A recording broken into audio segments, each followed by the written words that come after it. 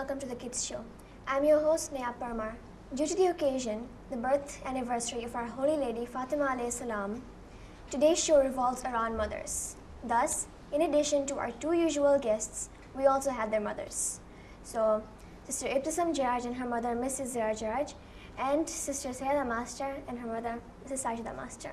Welcome to the show and Khushali Mubarak. Thank you. It is said that a mother's love is like air. It is not noticed until the supply is cut off. Mother's Day to many Islamic countries and communities falls on the birth anniversary of the most revered Muslim woman in all of history, Bibi Fatima. She is known to be as such not only because of her status as the Holy Prophet's daughter, but also because of her piety and influence in so many.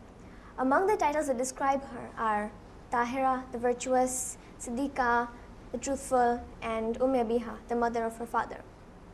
So, Sayeda, what is Mother's Day and why do we celebrate it on the birth of Bibi Fatima? So throughout the year, our mothers work very hard for us. From packing our lunch boxes and bandaging our clumsiness, this is the day we get to thank them for their presence, for all that they have done for us. And since Bibi Fatima is a universal role model, as well as being the perfect mother, she's a perfect wife, she's a perfect daughter, we take her example of the best of mothers and celebrate Mother's Day on her birthday. Very inspiring. Ibtisam, anything to add? In addition to what Sayeda said, she also grew up without her mom passed away when she was only 5 years old. So she couldn't enjoy in the presence of her mother, and she grew up in the absence of her mother. So we also do this to celebrate Mother's Day because of another reason. Yeah. Mothers, anything to add? As we know, it is said that if you want to know a daughter, you should know her mother. And a mother is a role model for her child. So the same way Bibi Fatima alayhi salam was a role model to all women, and I feel this is the reason why we celebrate Mother's Day on her wilada. Good reason. Anything to add? What was the relation between Bibi Fatima and her children? She is very friendly with them and used to be there whenever they needed her. Yeah, it's very Okay, important. it's very important for the mothers. So she's always for them all the time. Okay, and she was like her children's best friend. Sajida Bhai? She played her role as a mother perfectly and efficiently, and we can see she left a world of legacy behind, like powerful heroes like Imam Hassan, Imam Hussein, Bibi Zainab, who stood up and shook Karbala. So she was the most powerful mother, as I think. There is also a story related to this that we can show her relation. It was during Majalises, we hear that a few hours before Bibi Fatima passes away, she tells Bibi Asma that when her children come back home, she shouldn't let them know about her martyrdom until they have finished eating their meal. When Imam Hassan and Imam Hussein reached home, Asma did as she was told to. She set the table for them and she asked them to eat. At that time, Imam Hassan and Imam Hussein said that has there ever been a time when we have eaten a meal without our mother being there, like without her presence? So this shows us that a small thing, just like a meal, also included the presence of their mother. So that shows they had a lot of support from their mother. Yeah, the bond was really tight. Bibi Fatima involved herself very actively in the play of her children. She was always attentive and alert to the fact that her words and actions would play a very determining role in the development of her children. So she always made sure she was a role model for them and always did something, and when her children would see that she's doing something good, they'd do the same thing, and they are those people who shook the world. Yeah. So all of these aspects of Bibi Fatima's relationship with her children, this question is directed to you mothers. What kind of lessons from her relation with her children can you apply to yours? Also, what are the similarities? Like, what aspects of her relationship are already present in your relationship with your daughters? Bibi Fatima brought up children who could stand up in the court of Yazid and speak out in spite of being a woman. So I feel I try my best to bring up a child who is confident enough to stand up for herself. I also see Bibi Fatima used to spend a lot of time with her children. She spent quality time, she played with them, and she became children with children. I don't know if I'm doing the same, but I'm trying my best, or I've tried my best when Sayyada was young, to have a lot of play, a lot of activities with her and spend quality time with her. We spend all the time with our children. We play, we go out, we always give the quality time to our children, and I think so it's very important for children's personality, because children are so much independent if their parents are with them all the time. So your attention is focused. Is focused, yeah. So I left. It's better the parents leave everything and give more quality time to their children. Yeah, prioritizing. Prioritizing. So, as I mentioned earlier, one of Bibi Fatima's titles are Abiha, meaning mother of her father. This shows that not only was she a good mother, but as you mentioned, she was an excellent daughter as well. So, can you go deep on her relation with her father? Alongside with love between Bibi Fatima and her father, there was a whole deal of respect, and we can even see it in the hadith where the Prophet says that Fatima is a part of me. Whoever upsets her upsets me, and whatever harms her harms me. And it's also when there's a lot of narrations that when Bibi Fatima used to come in the room, the Prophet used to get up, stand in respect, and he used to hug her, kiss her, and make her sit in the same place where he was. The same way because Bibi Khadija died when Bibi Fatima was very young, and there was a time when the kuffar of Makkah used to throw stones and other things at the Prophet, and he used to get hurt, and Bibi Fatima used to stand there and heal his wounds by putting bandages and putting medicines and stuff like that. So it was like, she was like a mother for her father in that sense. So her status was so, that even her father used to give respect to her. Sajida bhai? She used to look after her father. So I guess daughters are like second mothers to the father. I feel daughters are the closest to the father. And the way Bibi Fatima used to keep her father and her father used to respect her, I think it's a similar relationship between a father and a daughter. Bibi Fatima is an amazing daughter because at a very young age she used to do what a mother or a nurse would. So she helped her father in spreading the message of Islam, and while doing that is when she had her last breath, because that was one reason why she was tortured, because she was trying to pass the message of Islam. So she really supported her dad in the same way that her dad supported her. Yeah, so like a mother supports and gives attention to her daughter, same way the daughter should do the same for her mother. So now this question is directed to the daughters. What kind of lessons from Bibi Fatima's relationship with her father can you apply to your relationship, not only with your father's, but your mother's as well? Also, what good aspects from her relation are already present in your relation with your mother's? Okay, because we are going to school and we have lots of going on, and our mothers also are very busy cooking, cleaning, everything. We should sometimes take a part of her work and do it. And sometimes maybe we don't have time or we're tired. It doesn't matter. Doing work is something very different.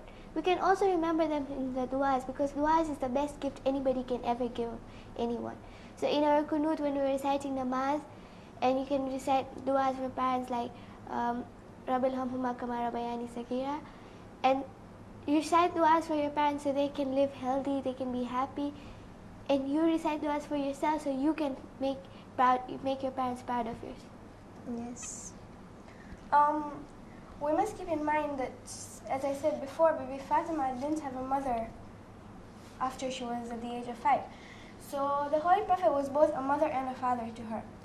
So all that she was doing to her father was also what we should do for our mother. We should care for them in whatever state we are. Sometimes we're really lazy to help them out. I agree, that's what I do. And we should really improve on that. Yeah. So now now that we know how a mother-daughter relationship is, let's move on to the importance of mothers. How are you a big part in your daughter's life? Our mother plays a great role because mostly everything depends on her. She has to sacrifice her sleep, time, and so much more. I'm giving the example. A mother is always ready to help her children in any situation. For example, if the mother is sick and the children have to go to school, she does not stay in bed although she is sick. She forgets her pain and gets her children ready and send them to school. This is one example of a sacrifice that she does. It's very touching. Yeah. Mother is central of the house. If a mother is not there, the house crumbles. That's what I feel. As Zairabai said, give you an example, if mother is sick, she still does the work. So a mother's work doesn't end. It's 24 hours job, but we do get a lot of pleasure in doing that kind of work. Sayada, what do you feel about how your mom is important? I think because mom, usually when a child is growing up, there's something that we're very hesitant to do. So a mother is very important at that time because they encourage you to do things that like example, if my mom wasn't here, I wouldn't have come to this show, honestly. But they encourage you, they tell you it's okay if you fall, I'll help you up and you go back. It's not the end of the world. So I feel mothers are very important because they help you go on. You will, if mothers weren't there, you'd probably be a caveman or something. A mother is like a key to a lock. She opens the lock to the world. She teaches you how to open the lock, how to get through all your problems in the world and stuff. Interesting answers. So, I'd like to share a sad but sweet story with all of you. There was a 16-year-old boy. He went up to his mom and asked, "Mom, what are you getting me for my 18th birthday?" Now he was 16, and his 18th birthday is like really far. So that's what his mom replied, "Son, that's really far away. When the time comes, then." Now when his 18th birthday was nearing, suddenly, one day the boy just fainted and he was rushed to the hospital by his mom. There the doctor informed the mother that her son's heart was weak, and she began weeping because the son, while on the stretcher, told his mom, "Mom, did the doctor tell you I'm going to die?" So we skip now to a few days later on the boy's birthday, when the boy is treated and released from the hospital. At home on his bed, there's a letter from his mother. It says, "Son, if you're reading this, it's because everything went well. Remember the day you asked me what I was giving you for your 18th birthday and I didn't know what to answer you? I gave you my heart. Take care of it and happy birthday, son." I'd like to share something else. It's a verse number 14, Surah 31. It says, "Show gratitude to me and to your parents. To me is your final goal." Here Allah is mentioning parents in the same verse as himself. This is another indication of the high reverence of mothers. So now we've discussed the importance of mothers, and we can see why the Holy Prophet said, "Jannat lies under the feet of one's mother." So can you elaborate on the statement? I feel when the Holy Prophet said this, it's a metaphorical way of saying, because Jannat is not only the gardens that we are going to get after death. I feel Jannat in this world is the contentment that you get, the freedom in your heart that you get. And what better place to have that contentment and in your arms of your mother? So I feel when the Holy Prophet said Jannat is under your feet of your mother, that means whatever problems you have, whatever you need, the arms of your mother is your Jannah. I, at this age, still when I'm sick, I need my mother. So whenever I'm sick, I just go away to my mother. So I guess this is what Jannat is. That's a good answer. Rabbi? Whoever intends to enter heaven should respect and identify her parents, especially her mothers. Our mothers has carried and give birth to us. For furthermore, her dua will be granted by Allah. Thus, we must serve her well. Yeah, those are two good aspects of what the statement means. Does Sam, you have anything to add to that? Well, I think what it means is that we have to consider our mothers really high, because if Jannat is at, the way it's metaphorical, of course, that it's under the feet of the mother. So that means that we have to stay like, we have to give them a status, a big status. That if Jannat lies under her feet, then what would happen, above, like above Yeah. her head, like that way. Sayada? Okay, it is metaphorical, and I think Jannat is that place where you feel comfort, where you're happy, and again, it's that comfort zone in your mom, with your mom. So again, Jannat is so special that it's under your feet of your mother. So again, it's another way that it's a leap way to Jannat. So if you make your mom happy, you go to Jannat. Something similar. Yeah, That's it. because if you don't keep your mom content, Yeah, then you how will you keep the world content? So now we're coming to the end of the show. So before we do so, I'd like you to say a few words to your mom, and then mothers, you have to say a few words to your daughters. Who would like to start? Okay, I'll start. Mom, you're really special to me. So I'd like to thank you for everything that you've done by dedicating this show to you, although it won't even reach 1% of all that you've done for me. Ibtisam? I would like to take this opportunity to thank you for everything you've done for me, for always supporting me, advising me, and being my backbone.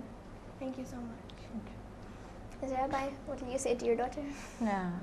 I have an advice for her that she always try to follow the footsteps of Bibi Fatima alayhi salam and continue being an amazing daughter. And she always make me proud everywhere. Mom, this is really hard, but I think I want to thank you because you have always been there for me, and whenever I fall, you get up, brush my knees, and tell me to go on. You tell me this is not the end of the world.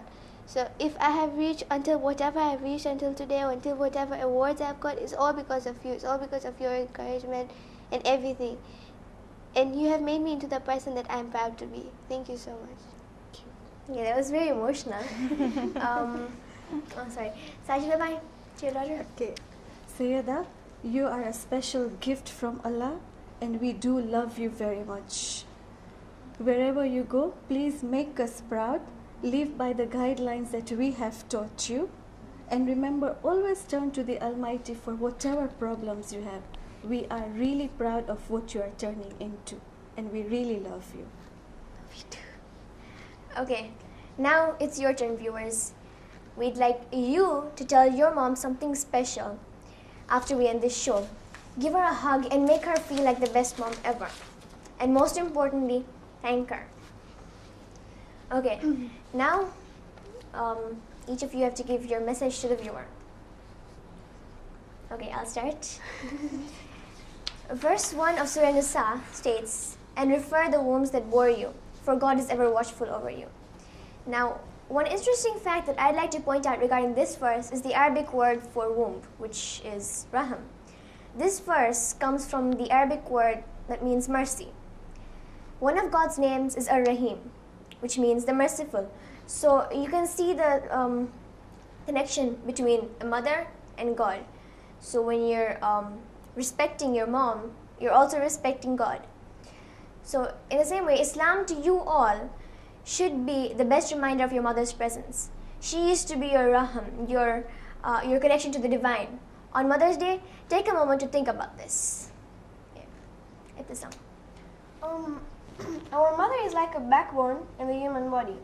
Without the backbone, one cannot even stand straight. So similarly, no one can be anything without his or her mother. Allah says that He loves us 70 times more than our mother. Here, Allah is trying to tell us that the person who loves us most is our mother. Of course, He's the first one, but after Him is our mothers, and we should love them equally. A mother's dua can work wonders.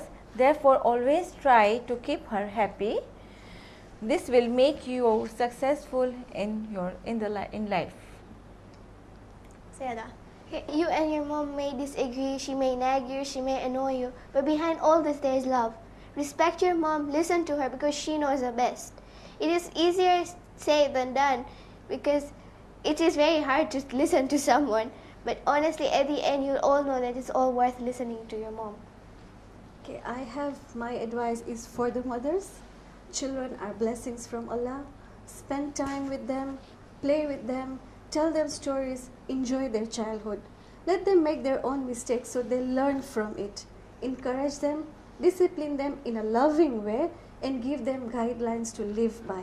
And most of all, be a good role model for them. So I'd now like to thank the guests who shared all this information with us. Those who'd like to join me as guests can contact IBN by emailing at ibntv@raha.com or calling at 0712 928 995. Now for a short story for our viewers.